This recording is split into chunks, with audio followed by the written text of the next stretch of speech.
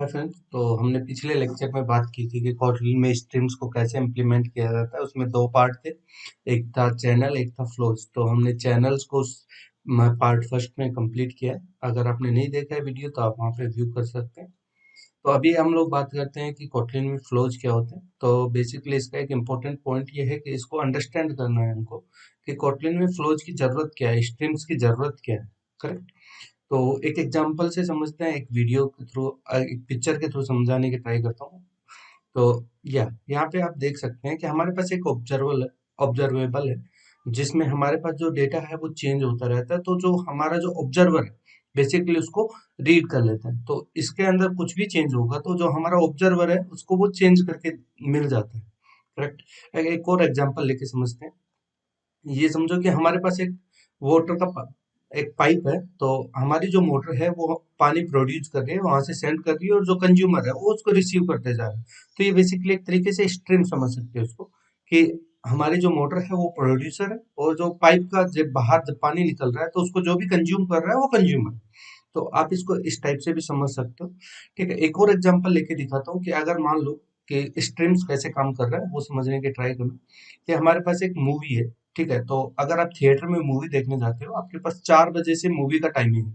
और अगर आप 4 बजे के बाद जाते हो, मान लो आप 4:30 पे जाते हो, तो आपके पास जो 30 मिनट्स की मूवी है वो स्किप हो जाएगी, क्योंकि वहां पे आप पहुंच ही नहीं पाए। लेकिन जो प्रोड्यूसर है, प्रोड्यूसर कौन है, जो सिनेमा हॉल में जो मूवी प्ले कर रहा है, तो वो अपनी मूवी प्ले करना स्टार्ट कर देगा उस केस में।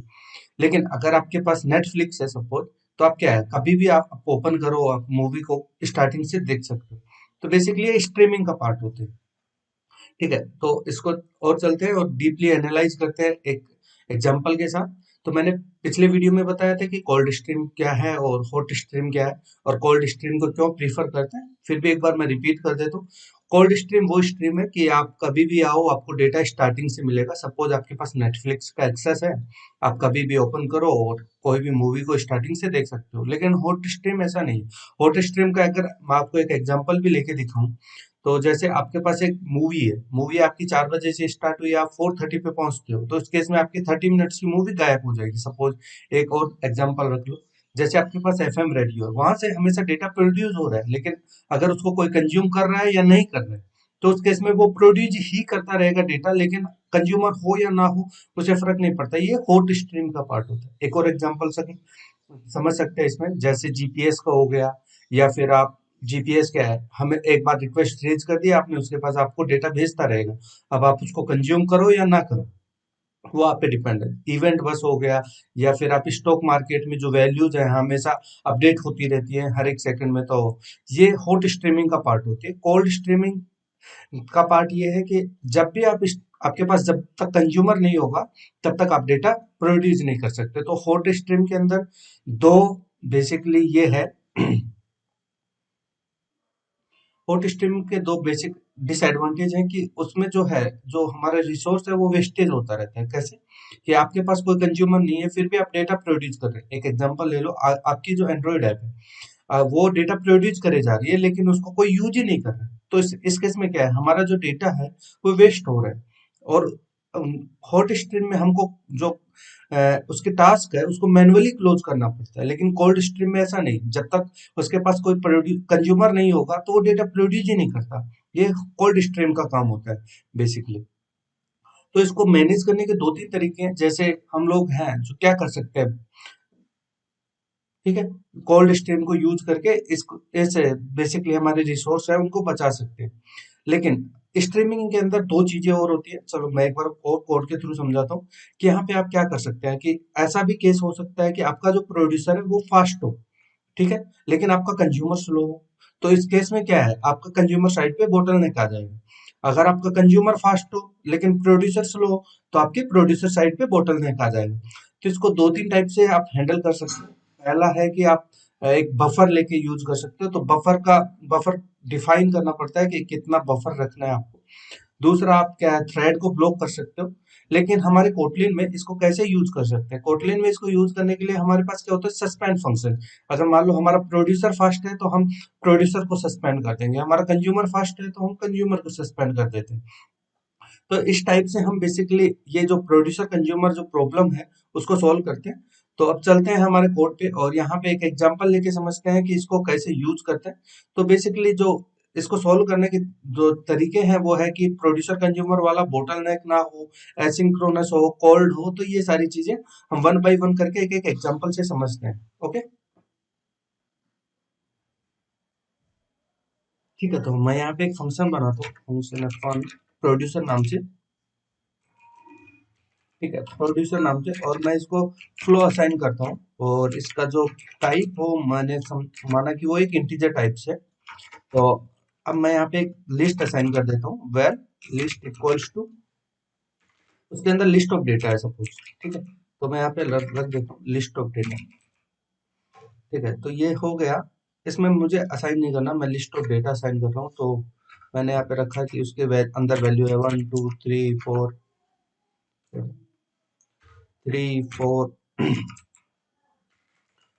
5 6 7, करेक्ट। तो ये हमारे पास एक लिस्ट है जो हमारे को डेटा बेसिकली प्रोड्यूस करती रहेगी, पहले 1 2 3 ऐसे करेगी। तो मैं इसको डाल देता हूँ लिस्ट और फॉर ईच, और फॉर ईच के अंदर मैं डाल देता हूँ एक लैम्डा फंक्शन है। तो इसके अंदर मैंने डाला कि अगर मान लो उसको डेटा जो है लेने में थोड़ा सा टाइम लगता है, या डेटा प्रोड्यूस करने में थोड़ा टाइम लग रहा है, सपोज मैंने माना कि 1 सेकंड का टाइम लगता है मुझे, 1000 मिली सेकेंड्स का टाइम लग रहा है उसको डेटा प्रोड्यूस करने में। उसके बाद वो डेटा को क्या है, इमिट कर देता है। इमिट का मतलब है कि वो डेटा को सेंड कर देता है कंज्यूमर को, कि भैया अगर आपके पास कोई कंज्यूमर है तो वो आपके इस डेटा को यूज कर सकता है। ठीक है, तो प्रोड्यूसर एक फंक्शन है। तो बेसिकली मैंने यहाँ पे ऐसे डाल दिया कि आपके पास एक फ्लो है तो वो एक इंटीजर वैल्यू रिटर्न करेगा। आपके पास एक लिस्ट है, उसमें से वो जो प्रोड्यूसर है वो आपका डेटा कंटिन्यूसली एमिट करता रहेगा 1 सेकंड के बाद।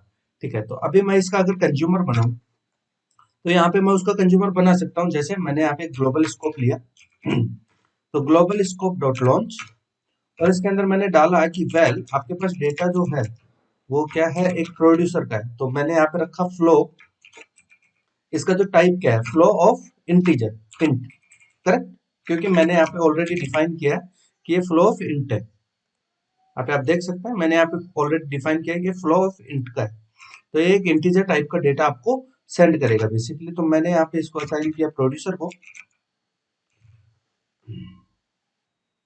यहाँ पे आप देख पा रहे हैं मैंने यहाँ पे लिखा कि जो हमारा जो फ्लो है वो एक्सेस कर रहा है, फ्लो को एक्सेस करते हैं हम लोग, और इसका जो टाइप है वो इंटीजर टाइप का होगा। ठीक है, तो इसमें डेटा को कलेक्ट करने के लिए क्या है, डेटा डॉट कलेक्ट, हम इससे उस डेटा को कलेक्ट कर सकते हैं, करेक्ट। तो मैं यहाँ पे इस डेटा को कलेक्ट करता हूँ, तो यहाँ पे मैं एक लॉग लगा देता हूँ। ठीक है, मैंने यहाँ पे एक लॉग लगा दिया कि जो भी डेटा हो वो बेसिकली इसके अंदर हमारे को शो आउट हो जाए। तो अगर मैं इसको रन करके दिखाऊं तो आपको समझ में आएगा कि यहाँ पे जो डेटा है वो 1 1 सेकंड के बाद प्रोड्यूस होगा। सॉरी, तो यहाँ पे डेटा जो है 1 सेकंड के बाद प्रोड्यूस हो रहा होगा। यहाँ पे देखो 1 2 3 4 5 6 7 8, करेक्ट। तो ये बेसिकली डेटा ऐसे प्रोड्यूस होता है इसके अंदर। ठीक है, और इसके अंदर और भी चीजें हैं जो एक एक करके हम लोग एक्सप्लेन करता हूँ। तो बेसिकली इसके अंदर एक इम्पोर्टेंट नोट है। इम्पोर्टेंट नोट क्या है कि हमारा जो डेटा है वो जो बेसिकली हमारा जो प्रोड्यूसर है वो एक सस्पेंड फंक्शन से, हमारे सस्पेंड फंक्शन से इसको बेसिकली यूज कर रहा है। कि यहाँ पे आप देख सकते हैं उसको डेटा में टाइम लगता है, उसके बाद वो सस्पेंड फंक्शन के थ्रू इसको यूज करता है। तो अगर हम फ्लोज में अगर हमारे को कैंसिल करना हो इस स्कोप को, तो मतलब कैसे क्लोज करना है फ्लोज को, तो उसके लिए हम क्या करते हैं कि कोरूटीन से, वो हम लोग इसके लिए क्या यूज कर रहे हैं, कोरूटीन यूज कर रहे हैं। कोरूटीन में एक चीज होती है स्ट्रक्चर कॉन्करेंसी। तो जब भी हमारा कोरूटीन जो है, मान लो ये हमारा स्कोप है, तो अगर ये कैंसिल हो जाएगा तो हमारा जो डेटा है वो हमको नहीं मिलेगा। एक एग्जांपल लेके भी दिखाता हूँ मैं। जैसे आपके पास कोई कंज्यूमर ही नहीं हो, करेक्ट, आपके पास डेटा कलेक्ट करने वाला कोई है ही नहीं इस केस में, बट आपका प्रोड्यूसर है वो डेटा ही प्रोड्यूस नहीं करेगा। तो अगर आप यहाँ पे देखेंगे तो आपको यहाँ पे देखने को मिलेगा जब भी आप, आपका कंज्यूमर है, आपका प्रोड्यूसर है, वो डेटा ही प्रोड्यूस नहीं करता है जब तक आपका कंज्यूमर अवेलेबल ना हो।